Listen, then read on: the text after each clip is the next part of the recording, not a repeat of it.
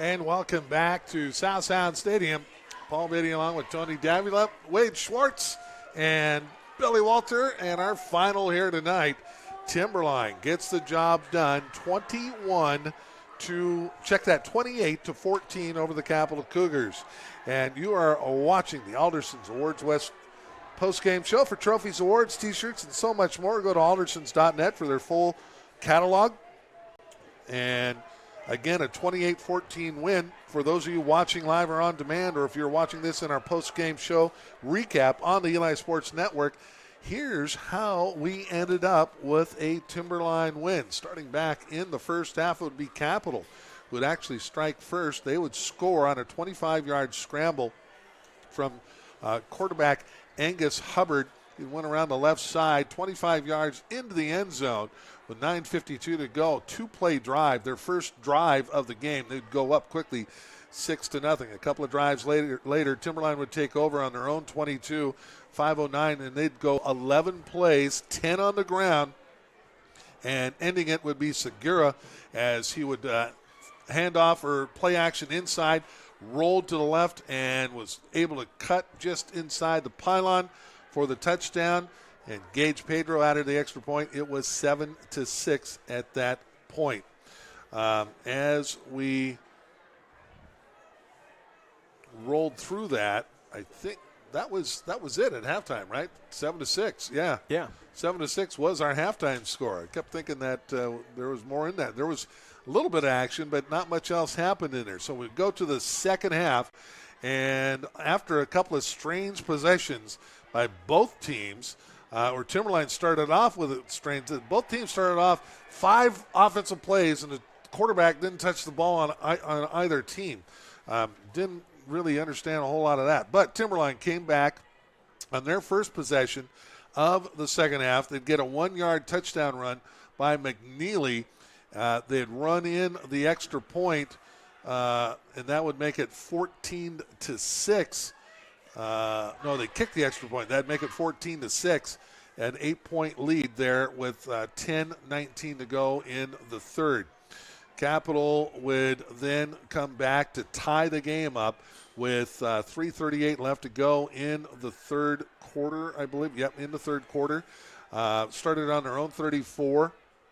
It would be a 3rd and 12, and he come up with a big 41-yard pass. Hubbard all the way down to Luke Poyer, and then a 26-yard run by Kennedy set up the 1-yard plunge by Kennedy to score it.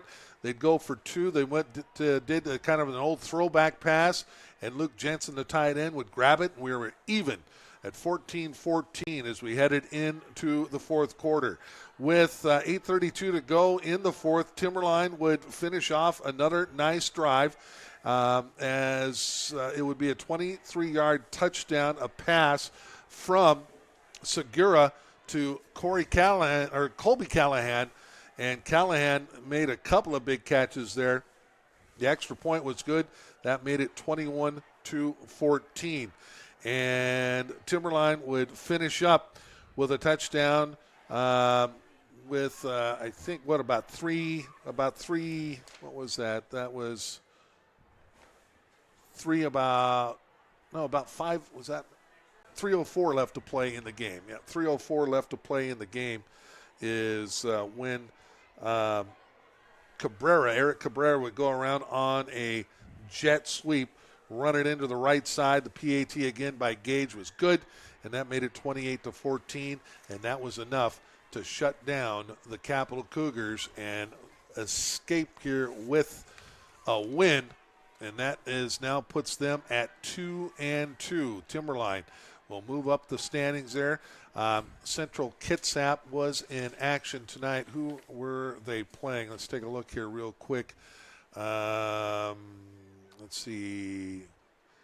No, they were not in action this week, it looks like. This might have been, there's 7. I think there's 7 teams, so there's a bye or something happened because I don't see River Ridge playing either. Maybe they had one of those cancellations. I don't know. They're not on the schedule here. So either way, if Central Kitsap's not playing, Capital, or I should say Timberline, now a half game behind them, Tony, with a 2-2 record. Central Kitsap 2-1 was still a league game somewhere to be made up. Yelm and Peninsula already played. They both played last night. Both came up with big wins. They moved to 4-0. Again, Central Kitsap 2-1. Capital or Timberline now at 2-2. River Ridge staying at 1-2 because I don't see them playing.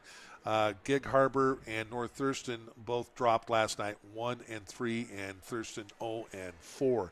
Going into next week, on the 14th and 15th, Yelm is here against North Thurston. Capital will host Gig Harbor. Timberline at River Ridge. That'll be here next Friday night. And Peninsula, it says a to be determined. So I don't know what is going on with Central Kitsap. They may be in a COVID protocol right now. We'll have to look that up. And I'm not sure how that plays out, if they can make those games up or what happens. We'll have to wait and see. But if they're unable to play, this is even a bigger win for Timberline because they've lost to Yelm and Peninsula, and now they have the rest, and they already beat the top one of the rest, and that was Central Kitsap, their last out. So another big win for Timberline tonight against Capital. Tony Davila, you got the final numbers for us. That I do. All right, let's start with Capital. Hubbard was 7 of 17 passing for 85 yards, 1 interception.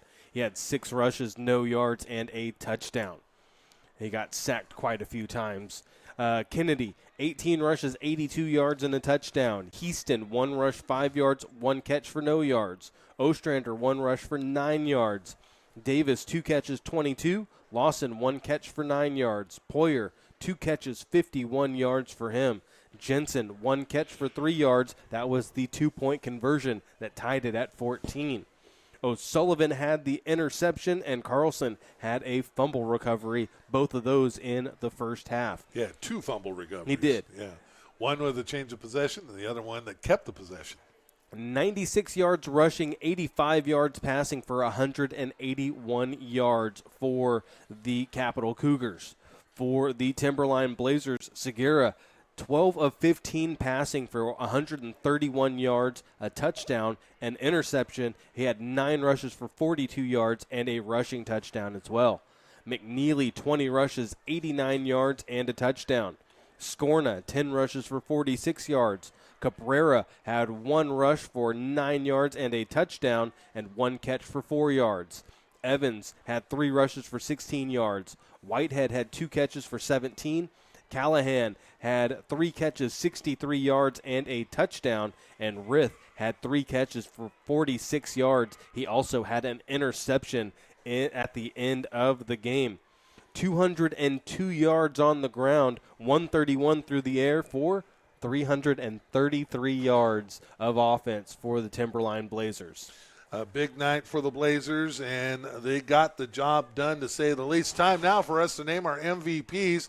Let's start with the visitors. The Capital Cougars, our MVP of the night. Who do you like, Tony? I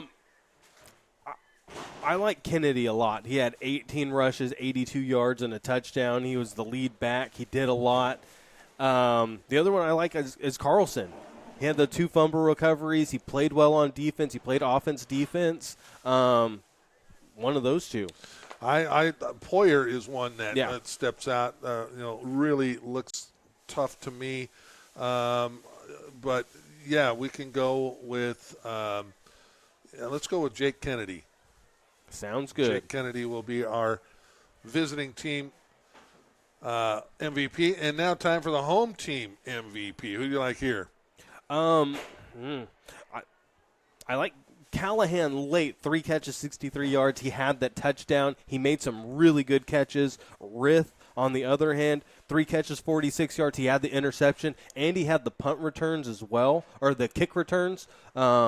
I thought they played well, but I think you got to go Segura. 12 of 15 passing for 131, had a touchdown. He had a rushing touchdown as well. He was just everywhere out there, and he was a punt returner. Yeah, Caleb McNeely would be the other one, and especially on the defensive side. He had some really big defensive plays, but I agree. I think Franco Segura will be our MVP for the Timberline Blazers.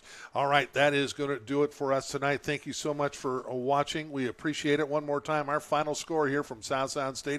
Timberline gets the homecoming win over the Capital Cougars, 28-14. Thank you for watching and subscribing to the Eli and the NFHS Sports Networks. We hope you have a great rest of your weekend. We'll see you next time right here on the Eli and the NFHS Sports Networks.